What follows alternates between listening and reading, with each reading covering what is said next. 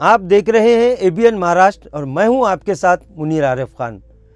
नाजरीन, 2024 के आम चुनाव में इस वक्त पूरे महाराष्ट्र की नज़र औरंगाबाद लोकसभा सीट पर टिकी हुई है, क्योंकि पिछले इलेक्शन में इस सीट से एक मुस्लिम उम्मीदवार 30 साल के वक्फे के बाद मुल्क के बदलते सियासी माहौल के दरमियान पार्लियामेंट पहुंचा था, जिसके बाद तमामी सियासी पार्टियों ने इस सीट को अब अपनी अना का मसला बना लिया है। बीजेपी और शिवसेना के साथ साथ तमामी सियासी पार्टियां, जिनमें महाविकास आघाड़ी और महायुति के साथ वंचित और दीगर पार्टियां शामिल है, सब इस कैलकुलेशन में मसरूफ़ है कि इस बार औरंगाबाद का फैसला क्या होगा। वहीं औरंगाबाद लोकसभा हल्के के वोटर्स की अगर बात करें तो तकरीबन 70% वोटर्स की ये राय है, यानी ये सवाल है कि आखिर एमआईएम और वंचित बहुजन आघाड़ी का सियासी इत्तेहाद क्यों टूटा।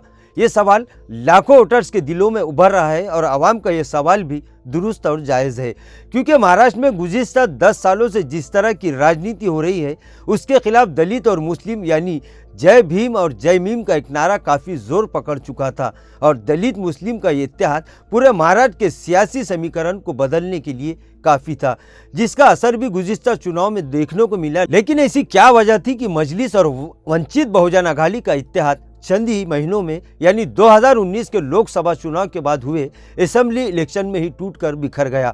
आवाम का ये कहना है कि दलित और मुस्लिम इत्तेहाद एक नया सियासी रूट साबित हो रहा था, लेकिन आखिर लाखों करोड़ों आवाम की सियासी उम्मीद को किसने और किस लालच और मफाद में तोड़ दिया, इसका जवाब मिलना ज़रूरी है। क्योंकि पिछली मर्तबा औरंगाबाद लोकसभा सीट से जो चौंकाने वाला रिजल्ट सामने आया था, उसकी सबसे अहम और बड़ी वजह दलित और मुस्लिम इत्तेहाद था। लेकिन ऐसी क्या वजह है कि वंचित एमआईएम से धोखा खा गई या फिर एमआईएम को वंचित ने धोखा दे दिया, ये सस्पेंस अब भी बना हुआ है। लेकिन ये सियासी इत्तेहाद टूटने की वजह से सिर्फ औरंगाबाद ही नहीं बल्कि पूरे महाराष्ट्र में एक नया सियासी इनकलाब को बड़ा नुकसान पहुंचा है और इसका खुमियाजा दलित और मुस्लिम इत्तेहाद को आने वाली कई दहाइयों तक शायद भुगतना पड़ सकता है। लेकिन इसके लिए इन पार्टियों के सियासी नेता जिम्मेदार है, ऐसा लोगों का कहना और मानना है।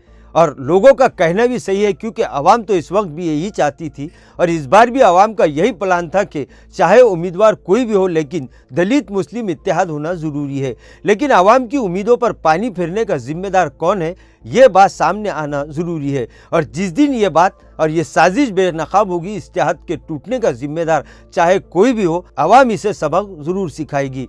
क्योंकि बात एक सीट की नहीं है, बात है पूरे महाराष्ट्र की सियासत में अपना दबदबा कायम करने और अपने मसाइल को पूरी ताकत और मजबूती के साथ हुकूमत और अरबाब हुकूमत तक पहुँचाने की। दलित और मुस्लिम इत्तेहाद टूटने से जहाँ आवाम का बड़ा नुकसान होने के संकेत मिल रहे हैं, वहीं महाराष्ट्र की बदलती सियासी तस्वीर में भी फिर बदलाव का इम्कान भी बढ़ चुका है। क्योंकि ये सच है कि चाहे असेंबली इंतखाबात हो या फिर लोकसभा के चुनाव, समाजों और बिरादरियों का इत्तेहाद सबसे बड़ी कामयाबी का जामिन होता है। औरंगाबाद लोकसभा सीट से उठे एक बड़े सियासी इनकलाब ने वक्त से पहले ही दम तोड़ दिया, जिससे लाखों नहीं बल्कि करोड़ों आवाम की उम्मीदों को ठेस पहुंची है। और बज़ाहिर तो शायद दिखाई ना दे, लेकिन अंदरूनी तौर पर सबको इसका अफसोस और मलाल ज़रूर है। और करोड़ों आवाम के चेहरों की अफसुर्दी को देखकर इस बात का अंदाज़ा हर सियासी जी शऊर बखूबी लगा सकता है। नाजरीन, आज के लिए बस इतना ही। कल फिर मुलाकात होगी कुछ नई खबरों के साथ। तब तक के लिए मैं मुनीर आरिफ खान आपसे इजाज़त चाहता हूँ। अल्लाह हाफिज़।